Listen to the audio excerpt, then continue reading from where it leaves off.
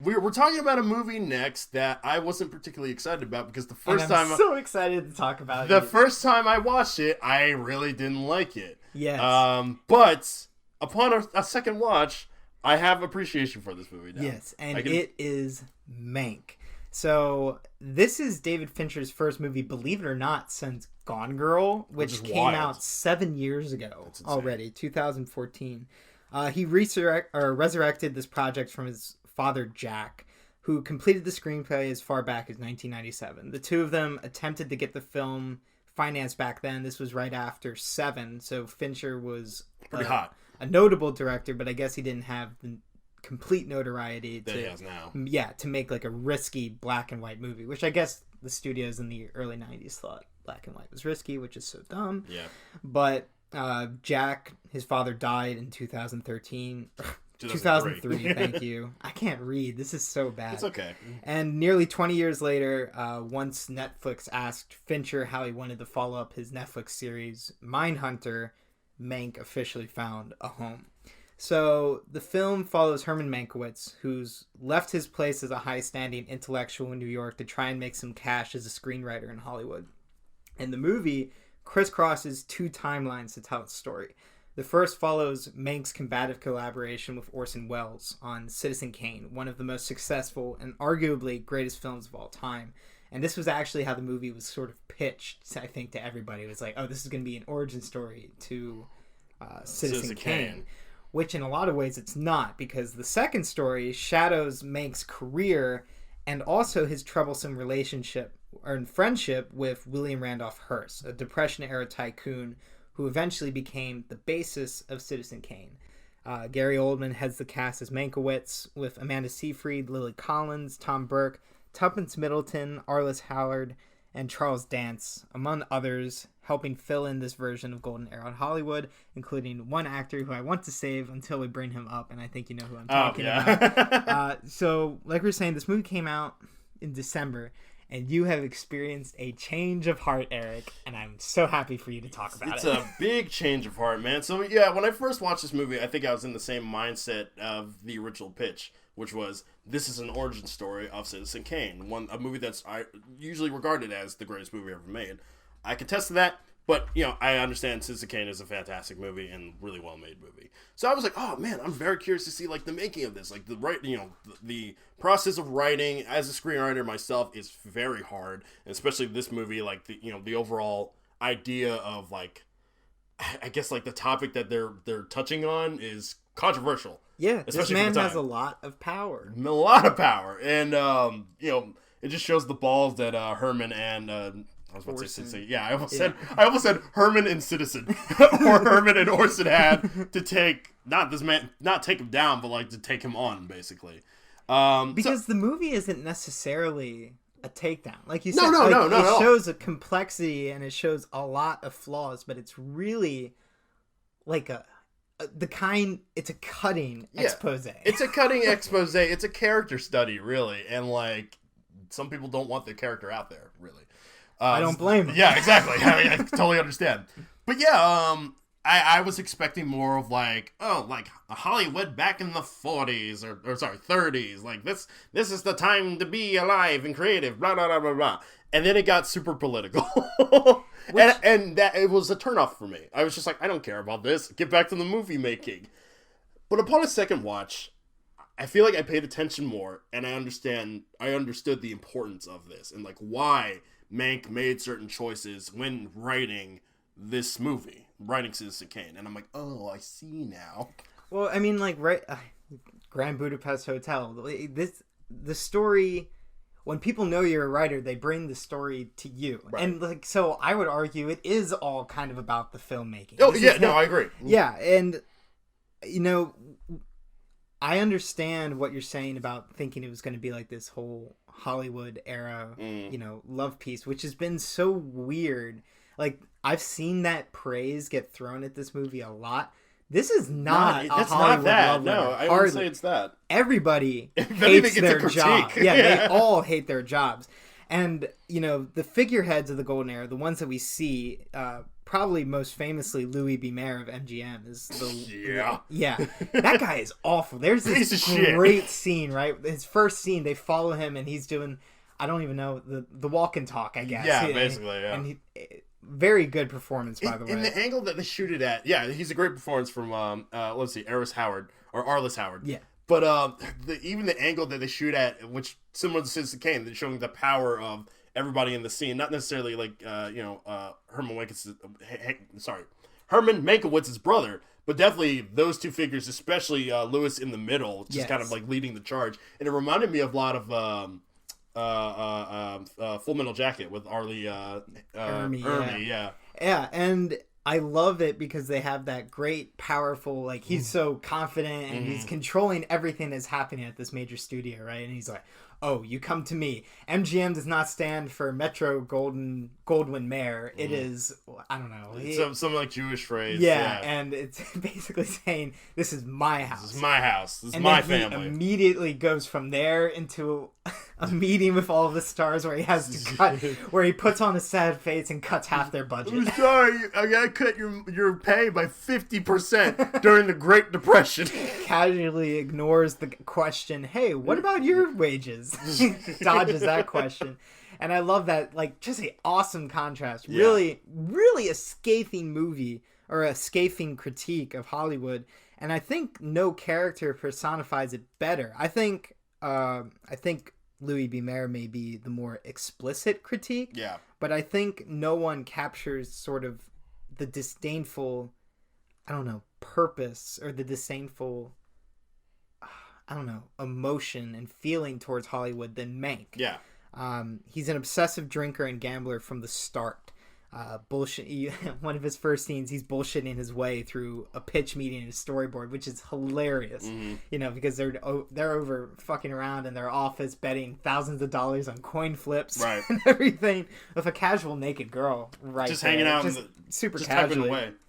And you know, he also feels no pain most days, but you know, that delinquency, and that's the only way to describe it, is delinquency, sort of gives a sense that he thinks Hollywood is beneath him. You know, I don't think he never truly appreciates it as an art form until he's given the complete creative freedom that he's given in Citizen Kane, which we didn't mention this, but I mean, I guess a lot of Hollywood aficionados will know this, but RKO Studios was struggling at this time. Like, they're about to go under. So Orson Welles, who was like a really, really big name in like radio, and was like starting to emerge as like a pop culture head, but like not part of the system, sort of like an outsider. Yeah.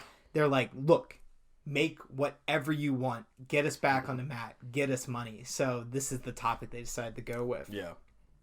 But Mank never really seems to appreciate film until that moment. And even though he's like in the thick of this cultural, I guess, inauguration, because like film is really starting, it's been there and it's been interesting, and like people are starting to catch those, but Citizen Kane sort of evolved film's It changed the game. Yeah. It definitely did. And even though he's in the middle of that, I love it because he's so out of touch with reality.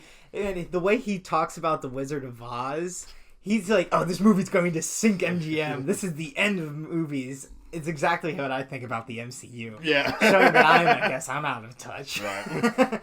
But I mean... Like, no, I don't think anyone's comparing fucking Iron Man to Wizard of Oz. Yeah.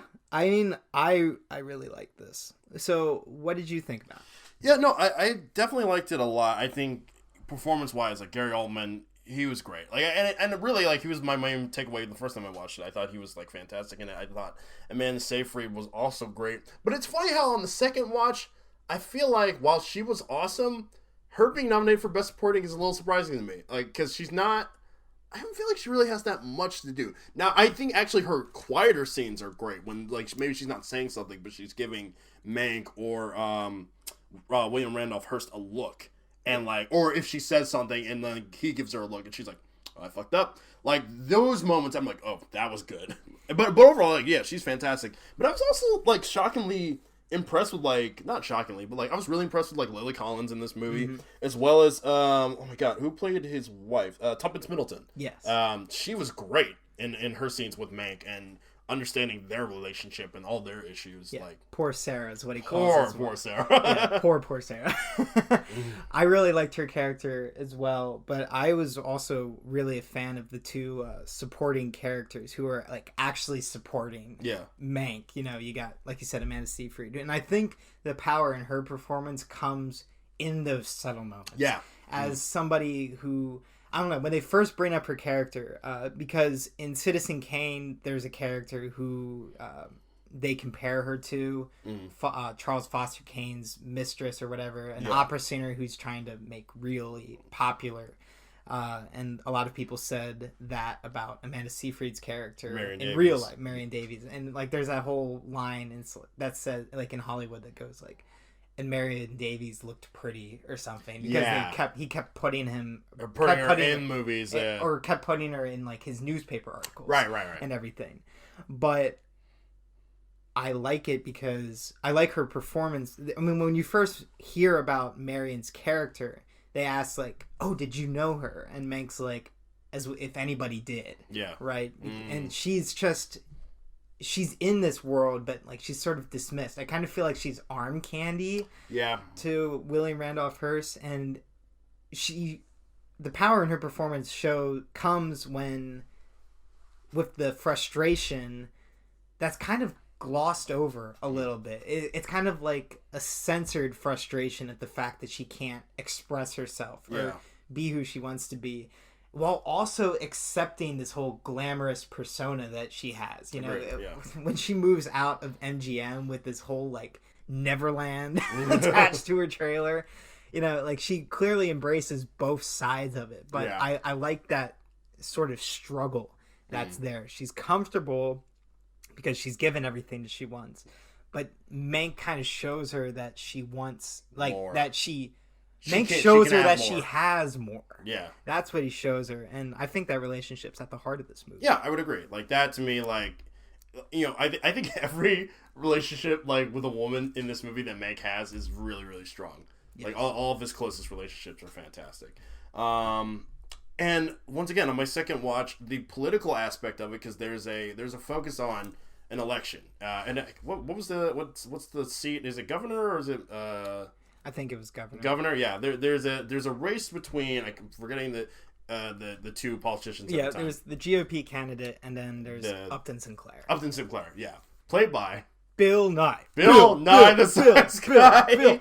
And you had to tell me that. I had to tell you that, yeah, because I remember distinctly, like, there's a close up of his character in the movie, and I was like, is that my childhood right there? Is that who I think it is? And sure enough, yeah, it's Bill Nye the Science Guy. And he looks just like the dude when you look at pictures of him. Drag in the big box television, folks.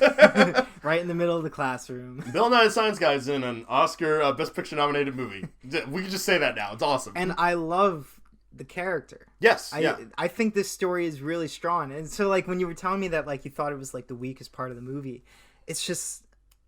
I just disagreed with you. Yeah, and then rewatching it, I disagree with my old self because I understand, I'm like, the importance development, of it. There was a true character arc with me watching this movie. The whole idea of, like, seeing how, and it still happens today, but just how shady Hollywood was in order to take this man down, specifically MGM, by implementing these.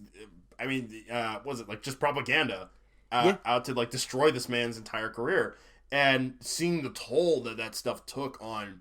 Not just Upton Sinclair, but the people who made the content who, like, actively didn't agree with it, but they're like, I want this opportunity, I have to do it. And they're huge connections to today, right? Because we hear a lot about propaganda, specifically. You can say specifically on one side of the aisle, but I mean, that shit gets thrown back both ways. It's everywhere. But, you know, they say... There's a director character who's in charge of the propaganda, and he says, people aren't going to believe this, right? Which is so funny, because that's what you hear from Fox News. We don't expect people to take this seriously. Yeah, like, we're just saying it. Yeah, but then they do. So I really like that. This movie really takes the power dynamic of the 40s, carries it over into today. Yeah. And it's interesting to see Hollywood as a part of that, because I think maybe it's just because I sort of lean in the same direction as Hollywood. I guess I don't see it, but it's sort of feeding into the argument, I guess, you hear on the right that, like, Hollywood is a liberal machine. Right, maybe it's exactly. doing that.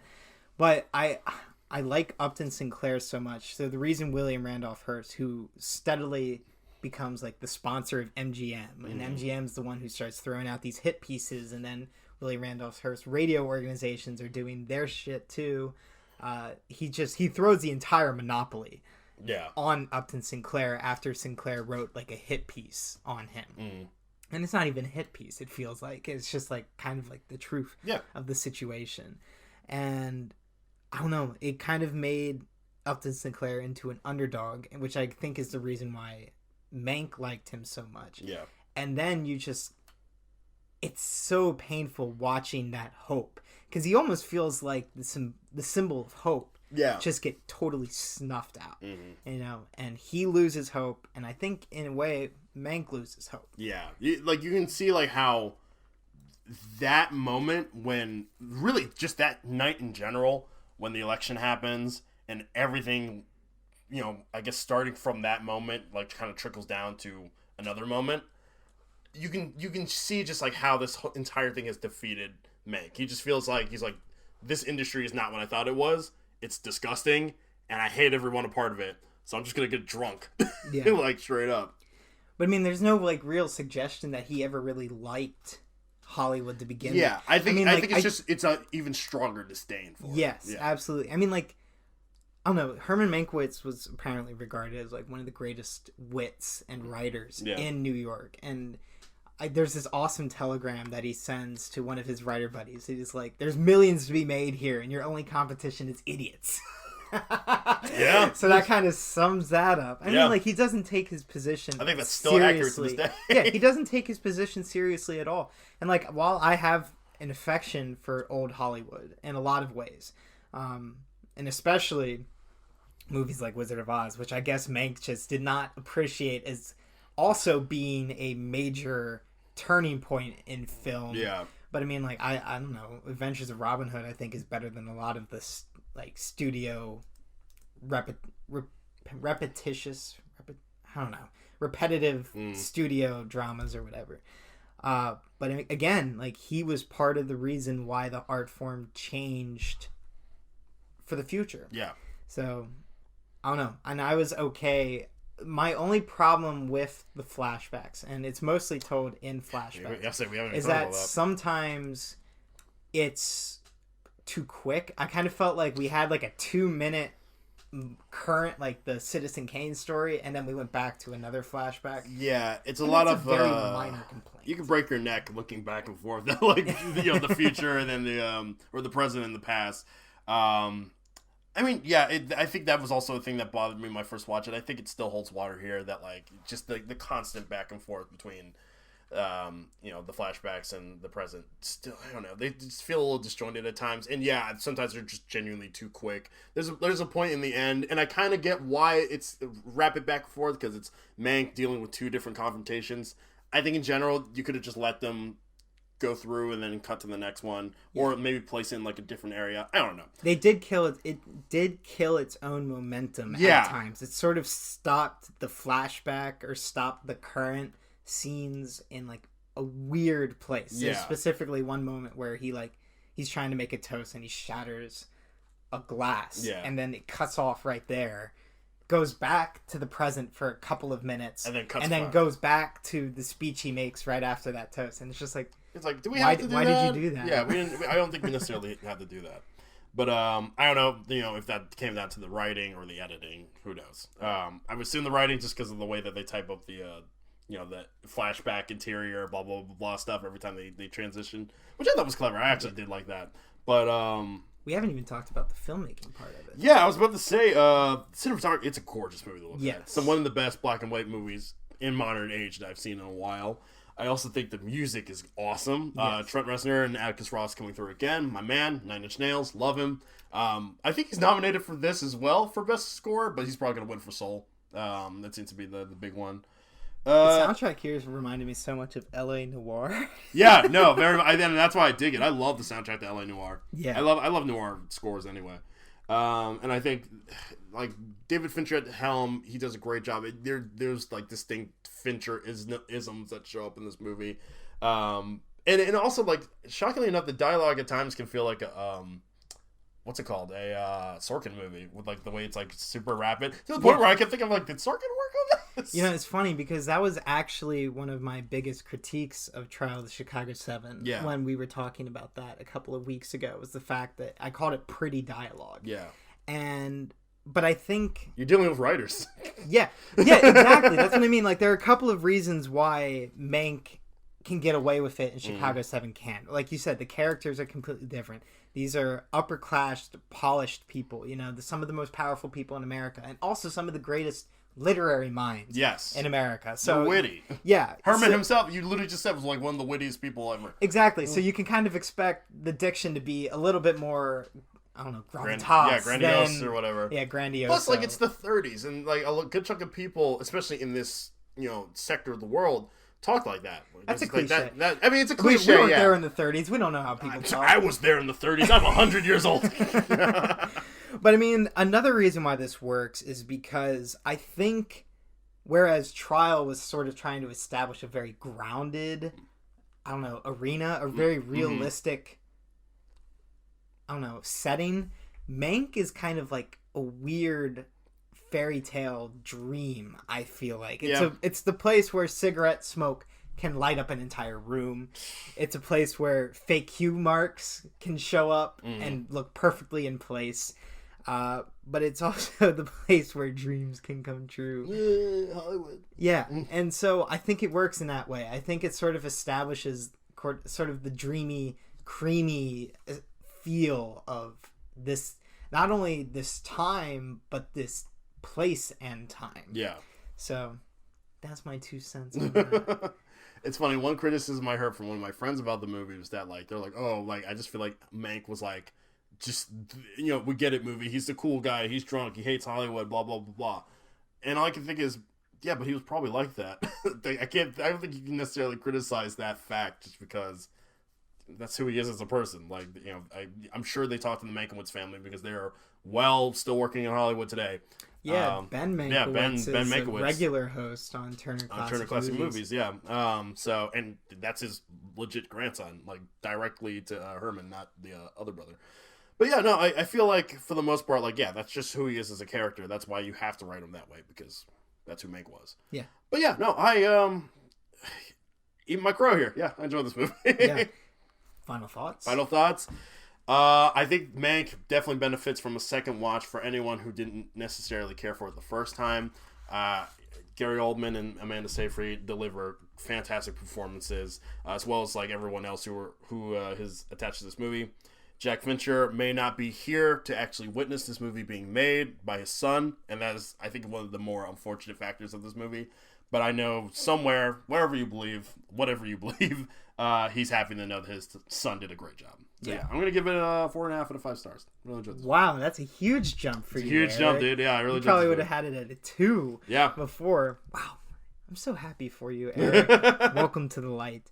Yeah, you know, we didn't even talk about what is it, Tom Burke as Orson Welles? Oh yeah, that's why he is so good. He's so good. Like, I think in his confrontation towards the end of the movie with Mank, baby. I think that I think his voice, his impression of Orson kind of like changes a bit. It's not as like deep and brooding as it is when he's on the phone, like Mank. Like, there's a difference there. But throughout the course of the movie, when he's talking to Mank over the phone, because they really only meet once in person. Like, yeah, only once. I was hooked. I was like, oh my god, Orson's back. Yes, Orson is back. So Mank works as a historical replay of the people in front of and behind Citizen Kane, but I think it works best as an exhibit of broken talent.